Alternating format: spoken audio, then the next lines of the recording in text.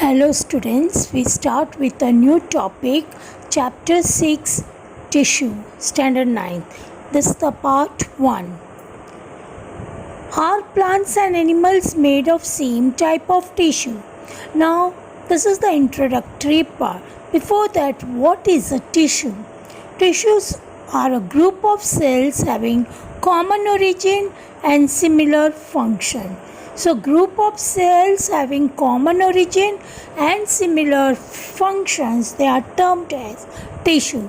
Although plants and animals are living, they are largely different in terms of structure and function. So, the tissue in them also exists based on these differences. Plants remain planted, means they don't move. That is, they do not move. So, most of the plant tissues are formed to provide strength and stability to the plant structure. Most of the plant tissues are made up of dead cells because dead cells can provide good mechanical strength and that too least maintenance. On the other hand, animals always in motion. They are mobile. They need more energy than plants. They move from place to place for food, water, and shelter. Most of the animal tissues are living tissue to fulfill the needs of motion, digestion, excretion through metabolism. Another difference between plants and animals is in the pattern of growth. For example, growth of plant occurs in limited region. Cells of some plant tissues keep dividing throughout their life. On the other hand, in animals, the cell growth are more uniform. So, there is no discrimination of dividing or non-dividing region in animal. The structural organization of organs and organ system is far more specialized in animals as compared to plants. Owing to these major differences, the types of tissues in plants and animals differs. We see the difference between plants and animals. Plants contain chloroplast in their cells and hence they undergo photosynthesis to produce their own food. So they are called autotrophs. Animals do not contain chloroplast, so they cannot produce their own food, hence they are heterotrophs, that is dependent on other for food. Plants are stationary, animals are locomotive. Plants need less energy for growth and development. Animals need more energy for growth and development. Most of the plant tissue exists in dead form. Most of the animal tissue exists in living form. In plants, growth is limited to certain region. In animal, growth is uniform and not limited to certain specific region. Now, tissues are mainly classified into two types, plant tissue and animal tissue. We see about plant tissue. Plants do not move, they are stationary. Most of the tissues they have are supportive, which provides them structural strength. Most of these tissues are dead as they provide better mechanical strength than the live one and need less maintenance. Some of the plant tissue keeps on dividing throughout the plant's life. These tissues are localized in certain regions. Types of plant tissue. Based on the dividing capacity of the tissue, various plant tissue can be classified as growing or meristematic tissue and permanent tissue, which have further subdivision as explained below. We see a flow chart of the plant tissue. Plant tissue, there are two types of tissue, meristematic tissue, permanent tissue.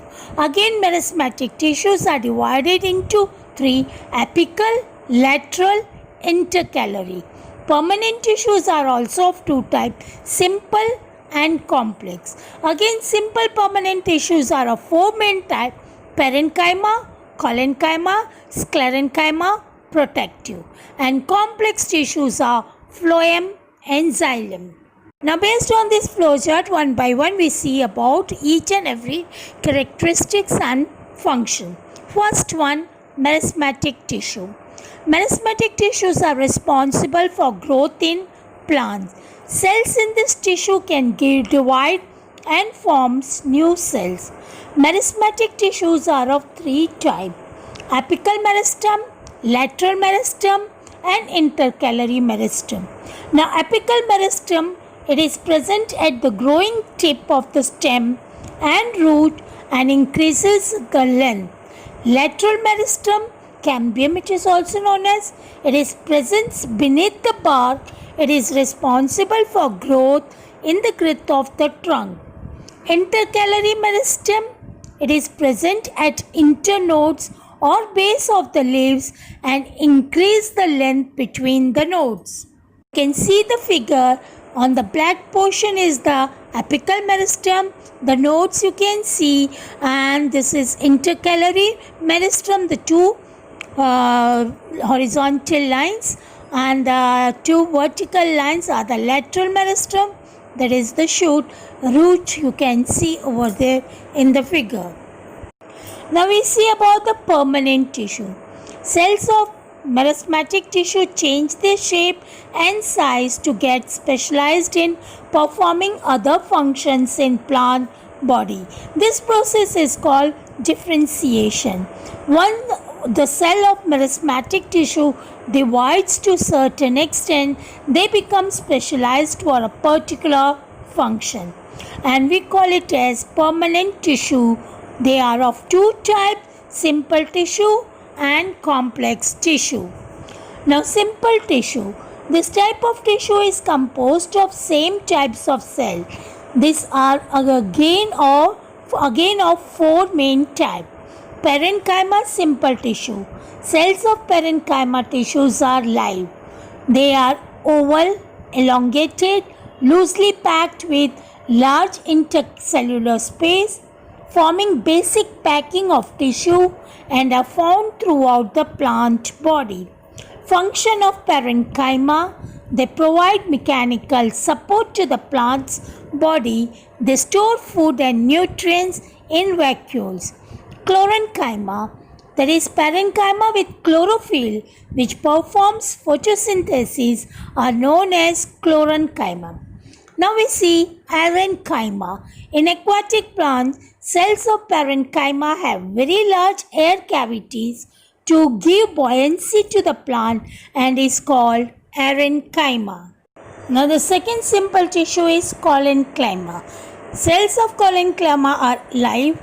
They are oval, elongated, tightly packed with no intercellular space. They are found below the epidermis in leaves and stem. Function of collenchyma tissue: they provide mechanical support to the plant. They also provide flexibility to plant so that they can bend without breaking. Now, sclerenchyma simple tissue. Cells of sclerenchyma are dead. They are narrow and elongated. The cell wall in sclerenchyma is composed of lignin, which makes it hard. Sclerenchyma found around vascular bundles, veins of leaves in hard covering of seeds and nuts. For example, sclerenchyma tissues are found in coconut husk. Now, function of sclerenchyma: they helps to make the parts of plants hard and stiff. They also provide mechanical strength. The last tissue is protective tissue. They protect the plant's body by forming an outer layer. Now there are two types of protective tissue. Epidermic simple tissue. Epidermis tissue covers the entire body of plant. They protect plants from injury, germs and water loss. Cells of epidermal tissue forms a continuous layer without an intercellular space. Stomata are small opening on epidermal layer of the leaves and soft part of stem to facilitate the gaseous exchange and transpiration in plant. Each stomata is composed of two guard cells which regulates the opening and closing of stomata. In desert plant, epidermis and cutin, a waterproof waxy substance secreted by the epidermis, are thicker to reduce the loss of water during transpiration. The second protective tissue is the cork simple tissue. This type of tissue consists of dead cell with no intercellular space. They forms the outer layer of old tree trunks. Cork cells have a chemical called suberin in these walls that makes them impervious to gases and water. Cork tissue protects plants from injury, germs, and water loss. Cork being light in weight are used in making several products like bottle stopper and shuttlecock. The second type of permanent tissue is complex tissue. Group of different types of cell performing common tasks together are known as complex tissue. Now, complex tissue are of two main types, xylem and phloem. Xylem, this is the tissue that transports water and nutrient from roots to the upper part of plant. It is composed of four types of cells: trachea, vessels, xylem parenchyma, xylem sclerenchyma, that is fiber. So we can see the diagram over here. Now, tracheids. Tracheids are long elongated cells with tapered ending. Trachea cells are dead. Trachea transport water through pits. Second, vessel. It is a pipe-like structure. Vessels are dead and have lignified thick cell wall. Upper and lower portion of cell wall is absent. Third one, parenchyma. They are living cell. They store food and nutrient. Then fourth one, xylem sclerenchyma. Fibers are dead cell. They provide mechanical support to the plants. Phloem. Phloem is the tissue that transport food from site of photosynthesis to different parts of plant. It is composed of four types of cells: sieve cells, companion cell, phloem parenchyma, phloem fibers or blast fiber. All these types of cells are live except phloem fibers. Now, sieve cells, they are elongated, have thin cell wall, they have cytoplasm but no nucleus and other organelles. These cells are responsible for transportation of food and nutrient. Companion cell, they have cytoplasm, nucleus and other organelles.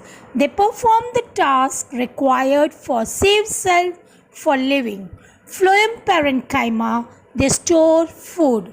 Phloem fibers have thick cell wall and provide mechanical support to the plants.